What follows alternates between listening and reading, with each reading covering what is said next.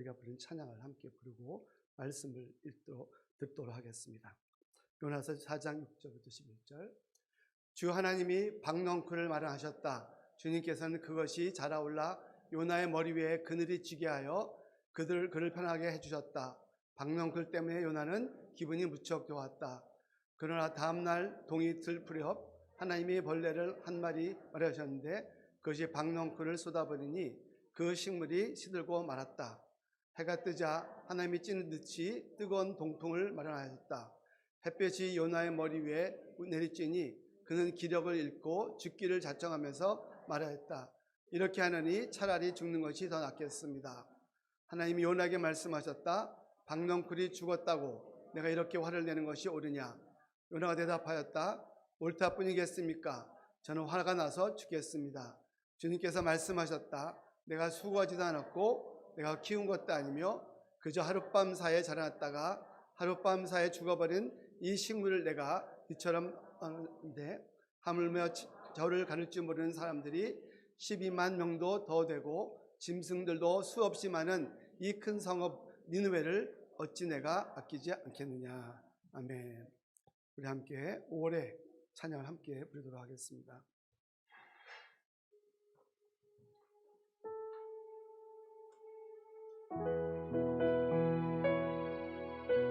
제가 이 찬양을 오늘 부르기를 원했던 가장 큰 이유는 우리는 예배하는 것이 우리 인생의 가장 큰 축복이고 하나님께 원하신 삶입니다. 주일날 함께 모여서 예배도 드리지만 흩어지기만 하면 또 우리는 주중에 흩어져 예배를 드리게 됩니다. 그래서 정말 우리가 모일 때나 모이지 않을 때나 흩어졌을 때나 언제나 늘 예배하는 삶을 살기 원하는 그런 마음으로 우리가 함께 이 찬양을 부르면 좋겠습니다. 하나님 나 어디 계시나?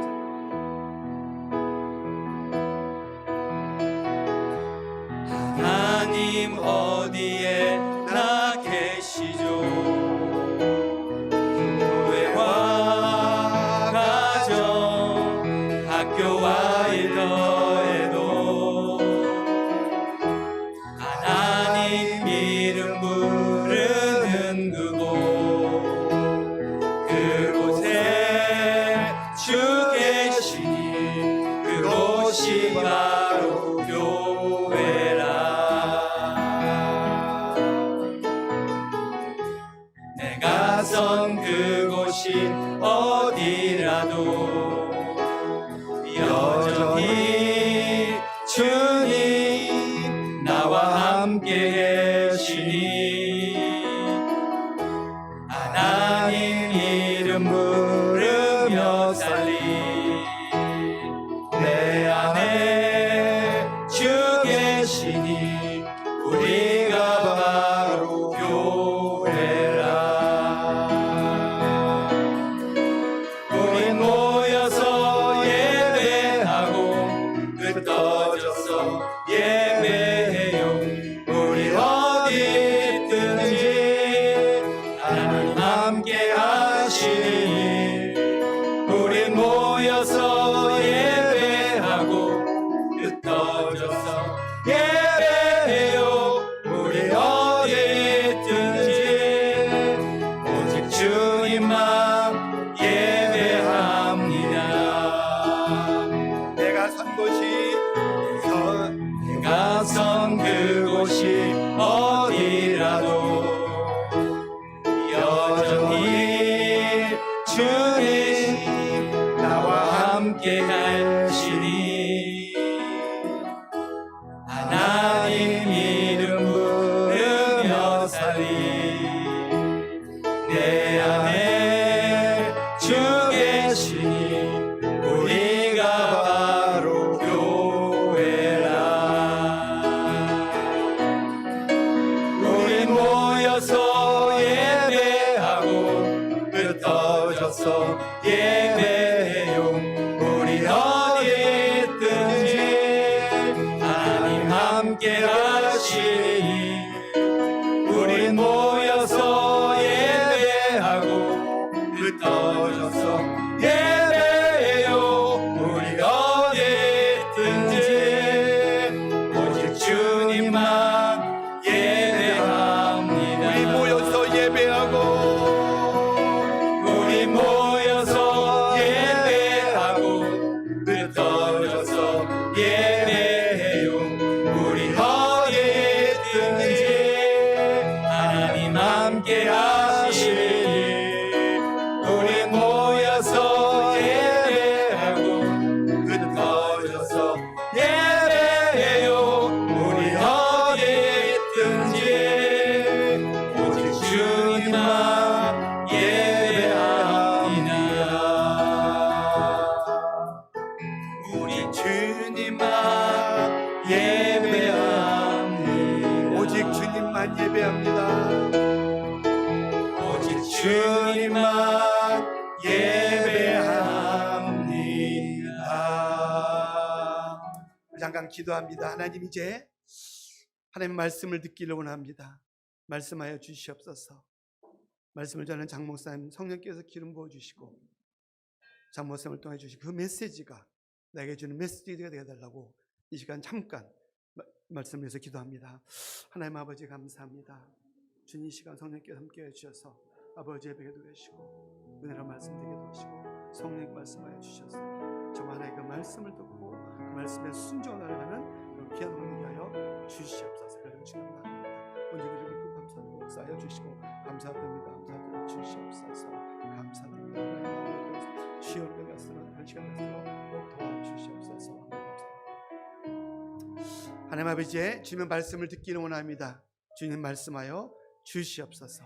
감사드리며 예수님의 이름으로 기도합니다. 아멘.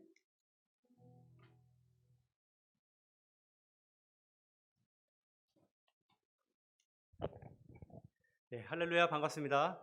우리 거룩하고 복된 주일날 이렇게 주님 전에 나와서 예배하시는 모든 분들 주님의 이름으로 환영하고 축복합니다. 우리 양옆에 계신 분들에게 좀 인사 나누면 좋겠어요. 하늘 복 많이 받으세요. 우리 같이 좀 인사해 주실까요?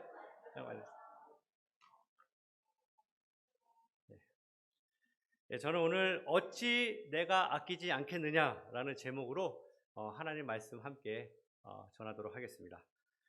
여러분들께 한 문장을 보여드릴 텐데요. 이 문장에 빈 공간에 들어가야 되는 단어를 여러분 한번 생각해 보셨으면 좋겠어요. 각자에게 주신 단어들이 있어요. 어떤 분은 시간이 없이 사느니 차라리 죽는 게 낫겠다. 어떤 분은 돈이 없이 사느니 죽는 게 낫겠다. 또 남자분들은 골프가 없이 사느니 죽는 게 낫겠다. 뭐 이런 얘기도 하실 수 있고요. 사람마다 그 들어가는 단어들이 좀 다를 거라고 생각합니다. 예. 주님 없이 사느니 차라리 죽는 게 낫겠다라고 우리 유대호 목사님께서 말씀하실 것 같습니다. 예, 맞아요. 와이프 없이. 맞아요. 우리 부부의 삶을 했기 때문에. 예, 맞습니다. 역시. 사실 이런 표현은요, 우리 믿는 분들에게는 좀 적합하지 않은 표현 중에 하나죠. 뭐 죽겠다 이런 얘기보다는 우리는 살겠다. 예, 긍정, 생명 언어의 삶 공부하신 분들 아시겠지만 긍정적인 말, 남을 살리는 말 이런 말들을 해야 되는데 실은 오늘 이 표현이 오늘 본문에 나오는 바로 이 요나 선지자가 했던 말이었습니다. 오늘 요나 선지자가 하나님 앞에 이렇게 얘기를 하고 있어요. 박넝쿨이 없이 사느니 차라리 죽는 게 낫겠다라고 얘기를 하고 있어요. 예, 박넝쿨. 여러분 생각을 해보세요. 다른 것도 아니고 하나님의 선지자, 하나님 앞에 부름받은 주의 종이 다른 것도 아닌 박넝쿨 하나 때문에 내가 죽겠습니다 라고 지금 얘기를 하는 것이에요. 마치 우리 사춘기에 접어든 우리 아이들이 핸드폰 안 사주면 나 안 살 거야 막 이런 얘기하는 것처럼 그런 정말 유치한 그런 표현을 지금 요나가 하고 있어요.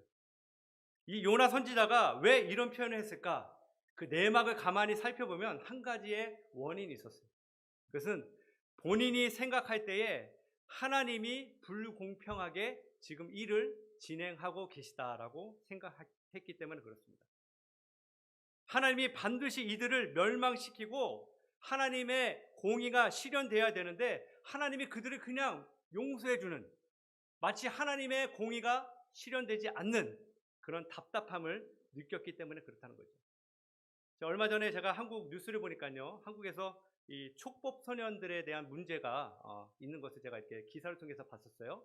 이 촉법 소년이 뭐냐면 미성년자들이 이렇게 죄를 범하면 감옥에 가지 않는 그런 법이 있는 것 같아요. 제가 잘 모르겠는데 그래서 이 아이들이 죄를 범했을 때 아주 경찰 앞에서 떳떳하게 얘기한다는 거죠. 한번 나 잡아보려면 잡아보십시오. 뭐 나 감옥 안 갑니다. 뭐 이런 식으로 얘기하면서 뻣뻣하게 아주 당당하게 자기의 죄를 막 얘기하면서 좀 예의 없이 행동하는 그런 모습들을 보면서 많은 시민들이 법을 바꿔서라도 이들을 처벌해야 된다라는 그런 여론이 일고 있다라는 그런 얘기를 제가 들었습니다. 오늘 요나가 마치 그런 분노를 느꼈던 거예요. 하나님이 어떻게 이들을 그냥 용서하실까? 반드시 하나님의 심판이 그들 가운데 있기를 원하는데 하나님은 왜 잠잠하실까? 이런 분노를 갖고 지금 하나님 앞에 얘기하는 것이죠. 과연 하나님은 불공평하실까요? 네. 결론부터 말씀드리면 아니죠. 요나에게 있었던 문제가 바로 이 모든 것의 시작이었음을 우리는 오늘 말씀을 통하여서 볼 수 있습니다. 오늘 요나에게 있었던 문제가 무엇인지 저는 함께 여러분들과 살펴보기 원합니다. 그 다음에 하나님이 요나를 어떻게 다뤄가시는지 우리의 삶에서도 모르겠어요. 여러분들 마음속에 하나님에 대한 어떤 불평, 분노, 원망 이런 것들이 혹시 있으시다면 오늘 이 말씀을 통하여서 여러분들의 마음이 열리시고 치유되기를 주님의 이름으로 간절히 축원합니다. 그래서 여러분들 아까 들어오실 때 제가 드린 이 종이가 있으신지 모르겠어요. 이거 보시면서 제가 하나씩 설명해 나갈 테니까요. 여러분들 답을 적어주시면서 그렇게 말씀을 들으면 참 좋겠습니다. 먼저 요나가 가지고 있었던 문제는 두 가지인데요. 요나가 하나님께 화를 냈던 그 두 가지 이유가 바로 그 원인입니다. 첫 번째가 무엇이냐? 요나가 화냈던 이유는 은혜를 공로의식으로 착각했기 때문에 그렇습니다. 은혜를 공로의식으로 착각했기 때문에 그러한 문제가 있었다는 것이죠. 자, 오늘 6절과 7절 말씀은 우리 한번 스크린을 보면서 같이 읽어보도록 하겠습니다. 시작. 주 하나님이 박넝쿨을 말려하셨다. 주님께서는 그것이 자라올라 요나의 머리 위에 그늘이 지게 하여 그를 편안하게 해주셨다. 박넝쿨 때문에 요나는 기분이 무척 좋았다. 그러나 다음 동이틀 무렵 하나님이 벌레 한 마리를 마련하셨는데 그것이 박넝쿨을 쏘아버리니 그 식물이 시들고 말았다. 자, 여기 보시면 하나님이 요나를 위해 박넝쿨을 마련해 주셨어요. 우리 이 캘리포니아 사시는 분들 잘 아실 거예요. 한여름에 여러분 밖에 나가시면 어떻게 되죠? 머리가 익을 정도로 엄청난 더위를 이제 앞으로 여러분들이 경험하실 겁니다. 캘리포니아에 처음 오신 분들도 이제 경험하실 텐데 엄청 더워요. 근데 지금 요나가 있었던 지역도 이곳처럼 무더운 지역이었어요. 너무나 더운데 하나님이 요나를 위해서 박넝쿨을 만들어 주시면서 그늘을 만들어 주신 거죠. 안락하고 편안하게 쉼을 누릴 수 있도록 그렇게 배려해 주셨어요. 근데 오늘 보면요, 하나님께서 그에게 그냥 주신 거예요. 요나가 요청하지 않았어요. 하나님이 그를 위하여 그냥 그대로 편안하게 무료로 만들어 주신 그 내용이 여기 나옵니다.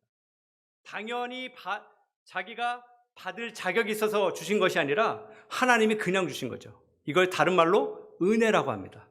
은혜는요, 내가 받을 자격이 있어서 받는 것이 아니라 하나님이 거저 주시는 것이 바로 은혜예요. 하나님 우리 각자 모두에게 이런 은혜를 주셨습니다. 우리 어떤 분은요, 정말 특별히 다른 분들에 비해서 운동신경이 뛰어난 분들이 계시죠. 어떤 운동을 하든지 쉽게 배우시고 잘하는 분들이 계세요. 제가 봤을 때 저희 교회에서는 우리 이광진 집사님이 가장 그런 은사가 있지 않을까 생각합니다. 골프도 잘하시고 테니스도 잘하시고 배구도 잘하고 농구도 잘하고 모든 운동에 만능이세요. 은사를 주신 거죠. 또 어떤 분은요, 재정적인 은사를 주신 분도 있어요.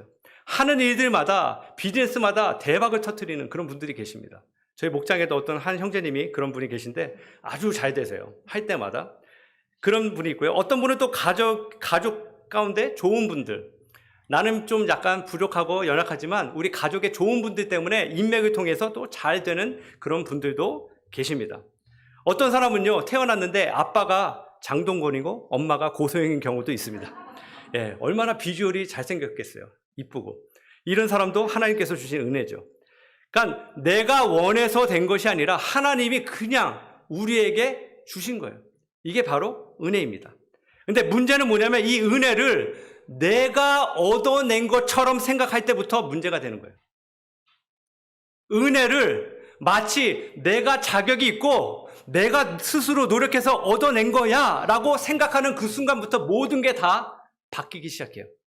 그래서 은혜의 반대말은요, 공로의식이라는 말을 할 수 있어요. 다른 말로 나의 노력, 나의 공로, 내가 했다는 거예요. 내가 주인이다. 이게 바로 공로의식의 문제입니다. 오늘 요나의 부분이 바로 이거였어요. 요나는 이 박농쿨이 자신이 자기의 노력으로 마치 자기가 이 박농쿨을 가질 만한 자격이 있기 때문에 얻었다라고 믿었던 것이죠. 오늘 요나의 말씀을 보다가 제가 성경에 나오는 한 사람이 떠올랐어요. 이 요나 비슷한 사람인데요. 바로 탕자의 비유에 나오는 큰 아들입니다. 여러분 탕자의 비유를 들어보신 분들은 아시겠지만 탕자 이제 작은 아들이 아버지의 모든 재산을 가지고 딴 데 가서 흥청망청 쓰고 다시 돌아오게 되죠. 아버지가 그 아들을 위해서 잔치를 베풀어 주세요. 그때 형이 들에 나가서 열심히 일하다가 집에 돌아왔는데 이 모든 소식을 뒤늦게 듣게 돼요. 화가 났어요. 아버지께 뭐라고 얘기합니까? 아버지, 어떻게 이런 아들에게 잔치를 베풀 수 있습니까? 나는 열심히 아버지의 말씀에 순종하고 일도 열심히 하고 한 번도 어기지 않고 이렇게 성실하게 일했는데 왜 나를 위해서는 송아지 한 마리도 주지 않으면서 어떻게 이 허랑방탕하게 자기의 삶을 살았던 이 아들을 위해서는 잔치를 베풉니까? 억울합니다. 아버지 이해할 수 없습니다. 화를 내죠. 오늘 요나의 모습이 이 아들과 굉장히 비슷해요. 이 두 사람의 공통점을 여러분 아시겠어요? 바로 지독한 이기주의예요. 나만을 바라본다는 거예요. 나 외에는 다른 사람이 보이지 않아요. 다른 사람을 봐도 그게 별로 나에게 중요하게 다가오지 않는 게 바로 이 공로의식을 가진 사람의 특징입니다. 근데 성경에 보면요, 또 이 정반대의 사람도 나옵니다. 바로 그 중에 한 사람이 욥이죠. 욥은 하나님을 철저히 신뢰하고 의지했던 사람이었습니다. 그는 모든 재산과 자녀들, 심지어는 자신의 건강까지도 정말 많은 문제가 생겨서 고통 중에 있었지만 그는 욥기 1장 21절에 이렇게 하나님 앞에 고백합니다. 우리 다 같이 한번 읽어보도록 하겠습니다. 시작.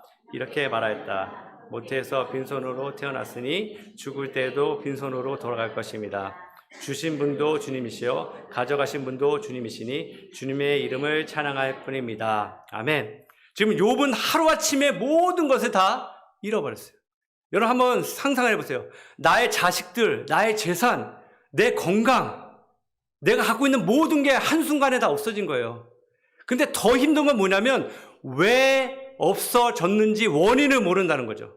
여러분 사람이 문제를 당할 때 그 원인을 알면 그래도 조금 위로가 돼요. 아, 내가 이렇게 실수했기 때문에 이런 결과가 있구나. 아, 이래서 그랬구나. 이해가 돼도 좀 힘든데 하물며 지금 욥은요 평생을 하나님을 위해서 섬겼어요. 그런데 갑자기 이 모든 게 없어진 거예요. 엄청난 시련을 당한 거죠. 우리 같았다면 어땠을까요? 정말 심한 우울증이나 심지어는 자신의 생명을 그냥 끊는 그런 일도 아마 했을 것 같습니다. 너무나 힘들기 때문에. 그런데 오늘 욥이 어떻게 얘기합니까? 하나님을 찬양하고 있어요. 하나님의 주권을 인정합니다. 욥은 알았다는 거죠. 자신의 이 가지고 있는 모든 것이 바로 하나님이 나에게 주신 은혜였다는 사실을. 나는 원래 빈손으로 왔었고 나는 태어날 때부터 아무것도 없었는데 하나님이 사는 동안에 나에게 자녀도 주시고 또 재물도 주시고 건강도 주셨고 이 모든 것을 나에게 그냥 거저 은혜로 나에게 주셨다는 사실을 욥은 알았다는 것이에요. 그래서 하나님을 찬양했습니다.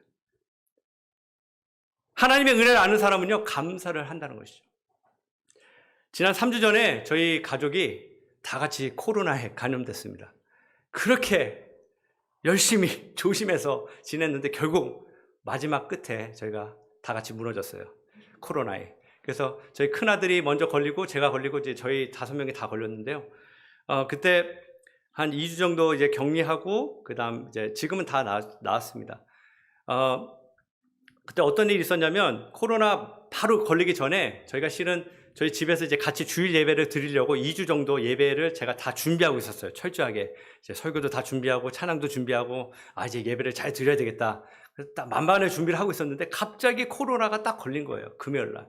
그러니까 다 취소가 되고 그러면서 제 마음에 제일 먼저 든 생각이 뭐냐면 하나님 도대체 이게 뭡니까? 제가 다른 것도 아니고 예배를 드리려고 이렇게 준비했는데 어떻게 이런 일을 겪게 하십니까? 차라리 좀 지나간 다음에 해주시지 예배를 드리기 바로 전에 이러면 어떻게 해요? 그러면서 막 짜증 나더라고요.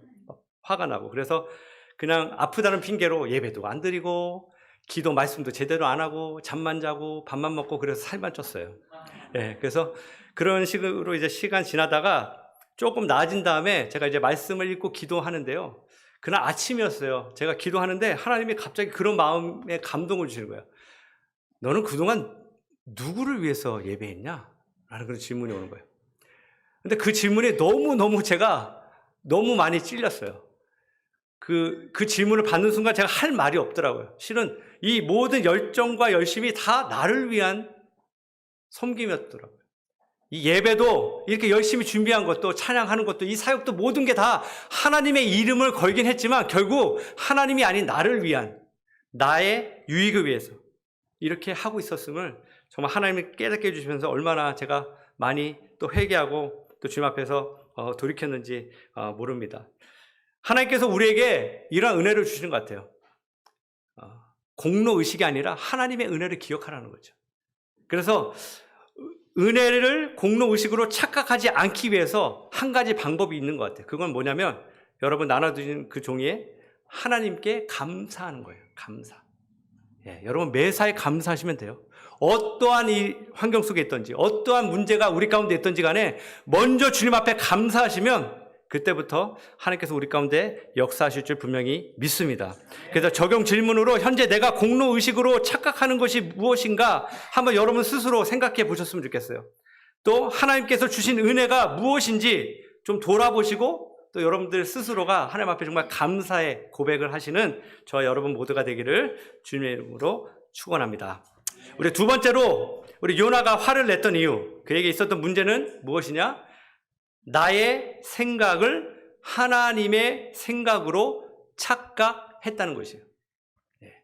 나의 생각을요, 하나님의 생각으로 착각한 것이 바로 요나의 문제였습니다. 자, 요나의 생각은 무엇이었을까요? 요나의 계획은 무엇이었을까요? 바로 니느웨의 멸망이었어요. 멸망. 그들이 망하고 꼭 없어지기를 원했다는 거예요. 그래서 오늘 5절 말씀에 이렇게 얘기합니다. 5절 말씀 우리 다 같이 한번 보겠습니다. 시작. 요나는 그 성읍에서 빠져나와 그 성읍 동쪽으로 가서 머물렀다. 그는 거기에다 초막을 긋고 그 그늘 아래 앉았다. 그 성읍이 어찌 되는가를 볼 셈이었다. 자, 지금 보면 요나가 니느웨의 심판을 보기 위해서 멀리 떨어져서 구경하고 있었다는 거예요.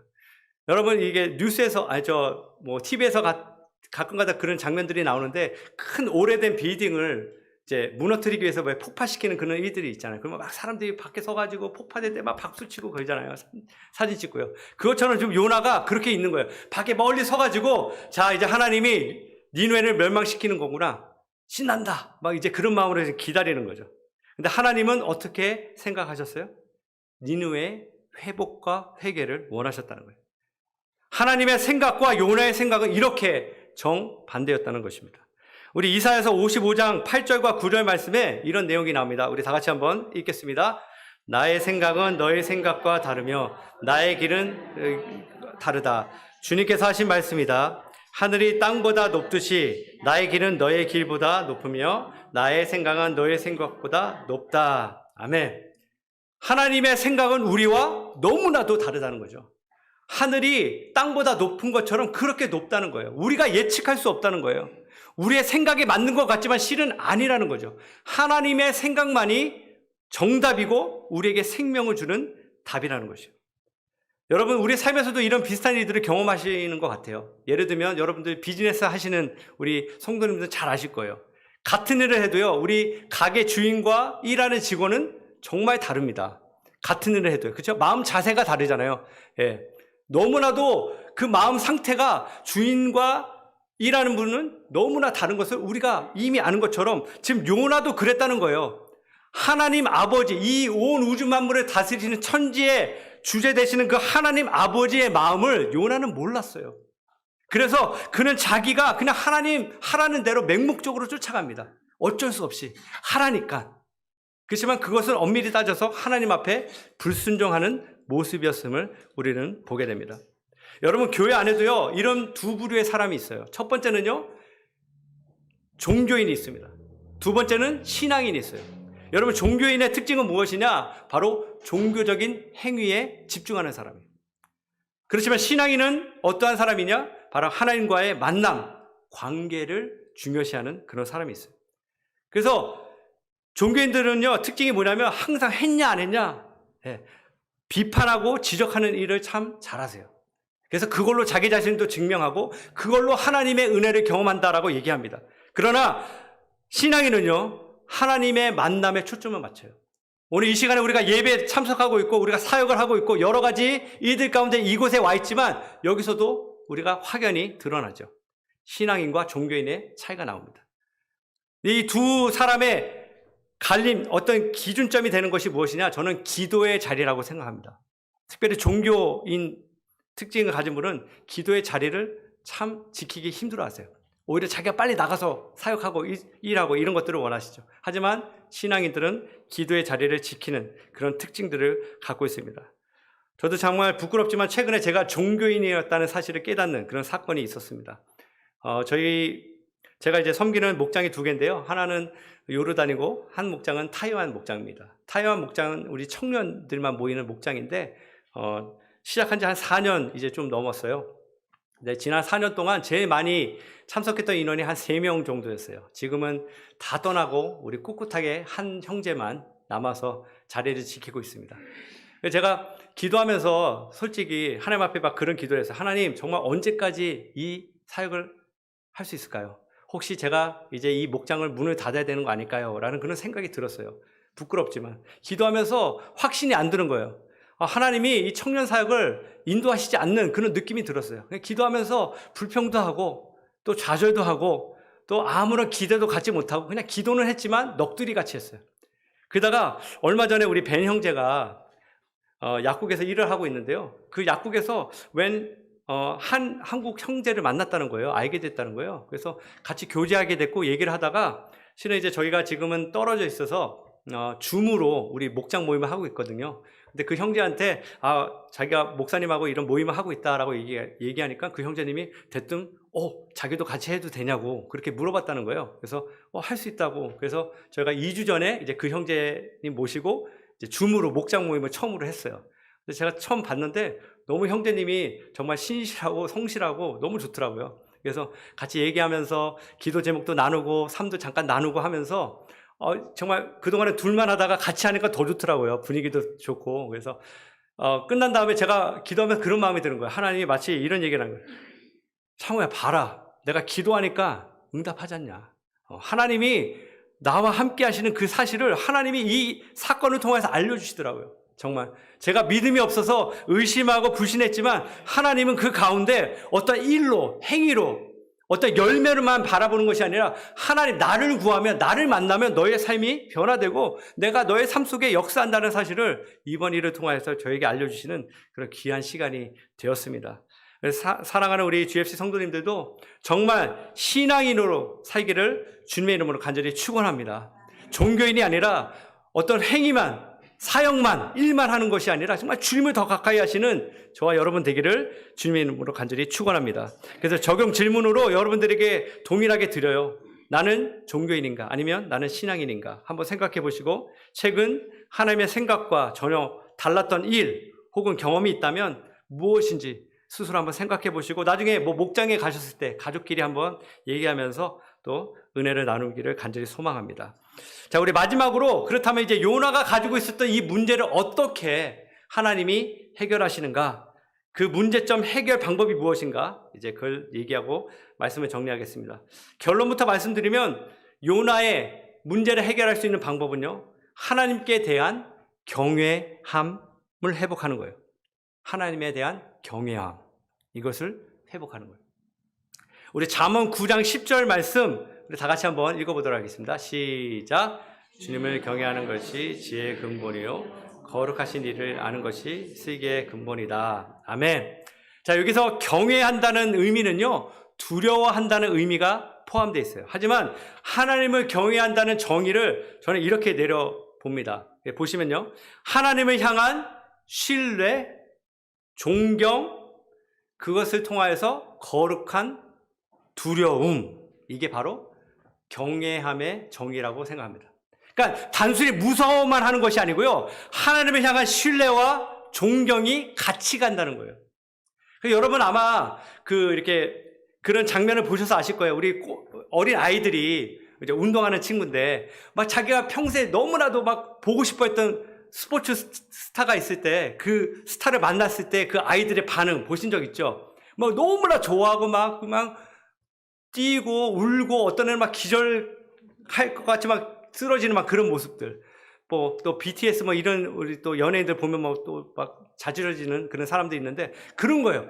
경외함이 마치 일종의 그런 비슷한 모습으로 나타난다는 거죠. 하나님을 볼 때에 단순히 무서워 가까이 하면 안 돼 이런 게 아니고요. 존경과 사랑으로 신뢰로 그분을 너무나 갈망하면서 바라보는 것, 그게 바로 경외함이에요. 근데 오늘 요나의 문제는 무엇이었냐? 바로 이 하나님을 향한 경외함이 없었다는 거예요. 이게 그에게 있었던 가장 큰 문제였어요. 우리 요나서 4장 2절 말씀을 다 같이 큰 소리로 읽어보도록 하겠습니다. 시작. 그는 주님께 기도하며 아뢰었다.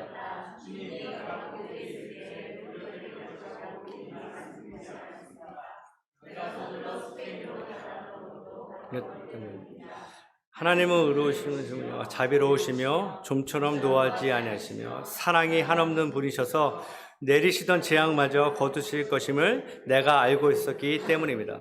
자, 여러분 이게 무슨 말이죠? 지금 요나는요 하나님이 누구신지를 알았다는 거예요. 아는 정도가 아니에요. 지금 요나는요 엄밀히 얘기하면 모든 걸 처음부터 끝까지 다 알았어요.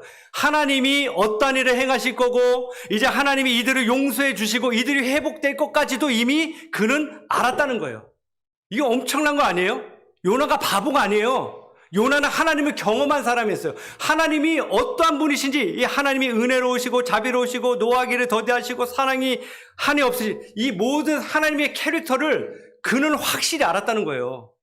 엄청난 사람이었어요. 그런데 더 충격적인 건 뭐냐면 이 하나님을 알았던 사람이 결과적으로는 하나님의 말씀에 불순종했다는 거예요. 의도적으로. 왜? 내가 원하지 않아서. 이게 문제예요. 하나님을 만홀히 여겼다는 거죠.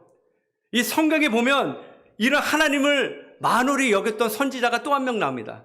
그의 이름이 발람 선지자예요. 이 발람 선지자는요 특별한 은사가 있었어요. 하나님이 그에게 은사를 주신 게 그가 말하는 대로 모든 일이 다 이루어졌어요. 그가 저주를 하면 그 사람이 저주를 받고 이 사람의 복을 선포하면 복을 받는 엄청난 능력을 하나님이 그에게 주셨어요. 근데 하나님이 그에게 얘기하시기를 이스라엘 백성들에게는 저주하지 말라고 분명히 얘기하십니다. 그럼에도 그가 재물에 눈이 어두워서 저주를 계속 선포하려고 하죠. 그럼에도 하나님이 그를 막으셔서 결국은 이스라엘이 복을 받게 됩니다. 결국 이 발람 선지자는 하나님의 심판을 받아서 죽게 되죠. 발람 선지자 똑같은 거예요. 오늘 요나와 똑같은 모습이죠. 하나님을 경외하는 마음, 하나님을 섬기는 마음, 이 마음이 그들에게 없었다는 거예요. 은사와 능력이 있었지만 하나님을 알았지만 결국 하나님을 진정으로 나의 왕으로 나의 주인으로 모시지 않은 그들의 모습을 보게 됩니다. 여러분 우리가 사는 이 시대는요 회개하지 않는 그런 뻔뻔한 시대입니다. 회개하기를 기뻐하지 않아요. 우리가 죄를 회개해야 된다는 사실 다 알고 있어요. 하지만 막상 누군가 우리의 죄를 지적하거나 회개하십시오. 당신은 죄인입니다. 이런 얘기하면 다 싫어해요. 예, 다 듣기 싫어해요. 다 불쾌해요. 여러분 코로나 사태를 겪으면서 우리 매일마다 보도되는 우리의 관심을 끄는 게 뭐죠? 확진자 수예요. 몇 명이 걸렸냐 그 얘기를 하잖아요. 근데 확진자 수에 가장 큰 영향을 미치는 것 중에 하나가요 검사자의 숫자입니다. 그렇잖아요. 아무리 많은 사람들이 걸렸어도 만약에 검사를 하지 않으면 결과는 많이 안 걸린 것처럼 나와요. 영적인 상태의 이 심각성을 알 수 있는 방법도 똑같습니다. 우리가 말씀으로 우리의 삶을 비춰보지 않고 우리가 하나님의 말씀으로 우리의 삶을 돌아보지 않으면 우리는 마치 내가 지금 코로나 바이러스에 걸렸는데도 불구하고 아무렇지도 않은 것처럼 생활해서 많은 사람들에게 민폐를 끼치는 것처럼 우리의 삶이 그럴 수 있다는 거예요. 영적으로. 그렇기 때문에 오늘 우리의 영적인 삶, 경외, 하나님을 경외하는 삶을 회복하기 위해서 해야 될 유일한 방법이 무엇이냐? 바로 말씀으로 돌아가고 주님 앞에 회개하는 거라고 저는 분명히 믿습니다. 아무리 봉사할지라도 아무리 우리가 사역할지라도 하나님 앞에 우리가 우리의 자신을 회개하지 않으면, 죄를 고백하지 않으면 하나님께서 우리의 삶을 통해서 역사하실 수 없어요.